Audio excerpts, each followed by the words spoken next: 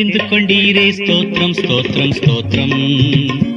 என்னை அறிந்து கொண்டீரே ஸ்தோத்திரம் ஸ்தோத்திரம் ஸ்தோத்திரம்.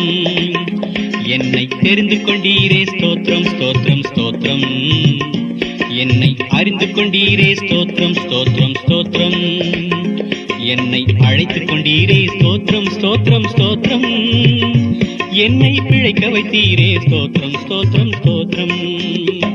என்னை அழைத்து கொண்டீரே ஸ்தோத்திரம் ஸ்தோத்திரம் ஸ்தோத்திரம். என்னை பிழைக்க வைத்தீரே ஸ்தோத்திரம் ஸ்தோத்திரம் ஸ்தோத்திரம்.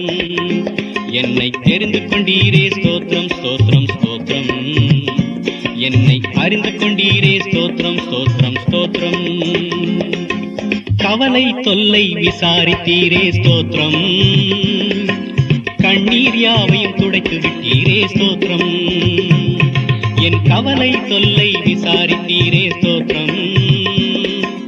கண்ணீர் யாவையும் துடைத்து விட்டீரே ஸ்தோத்திரம். கணக்கில் அடங்கா பாவங்களை கடலின் ஆழத்தில் தள்ளிவிட்டீர். என் கணக்கில் அடங்கா பாவங்களை கடலின் ஆழத்தில் தள்ளிவிட்டீர். மன்னிப்பே என் மறுவாழ்வே துதி ஸ்தோத்திரம். மன்னிப்பே என் மறுவாழ்வே துதி ஸ்தோத்திரம். கர்த்தருக்குள் அன்பானவர்களே, அனுதினமும் கிறிஸ்துவுடன் தியான வேளைக்கு உங்களை அன்புடன் அழைக்கிறோம். இன்றைய தியானத்திற்கான வேத வாசிப்பு மத்தேயு 6ஆம் அதிகாரம் வசனங்கள் 25 முதல் 34 வரை. தியானத்தின் தலைப்பு கவலைகள் நீங்கட்டும். முதலாவது, தேவனுடைய ராஜ்யத்தையும் அவருடைய நீதியையும் தேடுங்கள், அப்பொழுது இவைகளெல்லாம் உங்களுக்கு கூட கொடுக்கப்படும். மத்தேயு 6ஆம் அதிகாரம் வசனம் 33. இரவு நீங்கி பொழுது விடிந்து சேவல் கூவும் சத்தத்தோடு கண் விழிக்கும் போது, இந்நாள் ஏன் தான் விடுகிறதோ, இன்றைய பொழுது விடியாமலே இருந்திருக்கலாமே, இத்தனை மனபாரத்தோடு எப்படியாக இந்நாளின் காரியங்களை நான் கவனிப்பேன் என உள்ளத்தின் பாரத்தினால் ஆத்துமா சோர்ந்து போன அனுபவம் உங்களுக்கு ஏற்பட்டதுண்டா?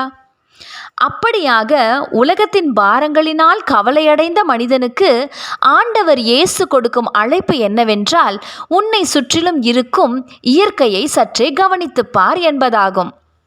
ஆம், ஆகாயத்து பறவைகளை கவனித்து பாருங்கள். அவைகளை ஆண்டவரே போஷிக்கிறார். காட்டு புஷ்பங்களை கவனித்து பார்ப்போமேயானால் அவைகளை உடுத்துவிக்கிறவரும் அவரே. அவைகள் எப்போதாவது தமது தேவைகளை குறித்து கவலைப்படுகின்றனவா? படைப்பிலே மிக சாதாரணமான இவைகளை பராமரிக்கும் நம்முடைய அன்பின் தேவன் தமது சாயலாகவும் படைப்பின் சிகரமாகவும் சிருஷ்டிக்கப்பட்ட உன்னை பராமரிக்காமல் விட்டுவிடுவாரோ? ஆண்டவர் நம்மை பராமரிப்பேன் என்று வாக்களித்து உள்ளார் என்பதற்காக நாம் ஒன்றும் செய்யாமல் சோம்பேறியாக இருந்துவிட முடியாது. அவர் சோம்பேறித்தனத்தை விரும்புகிறவர் அல்ல.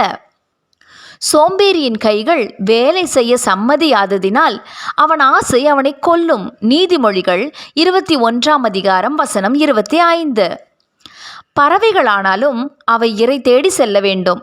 புஷ்பங்களானாலும் அதை தாங்கி நிற்கும் செடிகள் தமது வேர்களை நீர்க்கால்களை நோக்கி நீட்ட வேண்டும். எனவே நமக்கு தேவன் தந்த திறமைகள், தாளந்துகள் மற்றும் வளங்களை கொண்டு நம்மால் முடிந்ததை செய்ய முயற்சிக்க வேண்டும். அப்பொழுது கர்த்தர் நமது கரத்தின் கிரியைகளை ஆசீர்வதித்து வாய்க்க செய்வார்.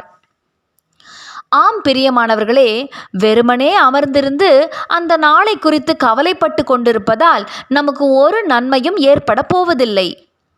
நமது தேவைகளையும் பாரங்களையும் கவலைகளையும் ஜெபத்தின் மூலம் கர்த்தரிடம் சொல்வோம். செய்யும்படி நம் கைக்கு நேரிடுகிறது எதுவோ அதை முழு பலத்தோடே செய்வோம். எப்போதும் தேவனுக்கும் அவருடைய நீதிக்கும் முதலிடம் கொடுப்போம். அப்போது அவர் நம் தேவைகளை சந்தித்து நம்மை ஆசீர்வதிப்பார். நீங்கள் ஒன்றுக்கும் கவலைப்படாமல் எல்லாவற்றையும் குறித்து உங்கள் விண்ணப்பங்களை ஸ்தோத்திரத்தோடே கூடிய ஜெபத்தினாலும் வேண்டுதலினாலும் தெரியப்படுத்துங்கள். அப்பொழுது எல்லா புத்திக்கும் மேலான தேவ சமாதானம் உங்கள் இருதயங்களையும் உங்கள் சிந்தைகளையும் கிறிஸ்து இயேசுவுக்குள்ளாக காத்துக்கொள்ளும். பிலிப்பியர் 4ஆம் அதிகாரம் வசனம் 6-7. ஜெபம் செய்வோமா? அன்பின் தேவனே, என் கவலையை யார் அறியாமல் போனாலும் நீர் அறிவீர். ஆனபடியால் உம்மை துதிக்கிறேன். அதனால் என் கவலை யாவும் நீங்கிற்றே. நன்றி. ஆமேன்.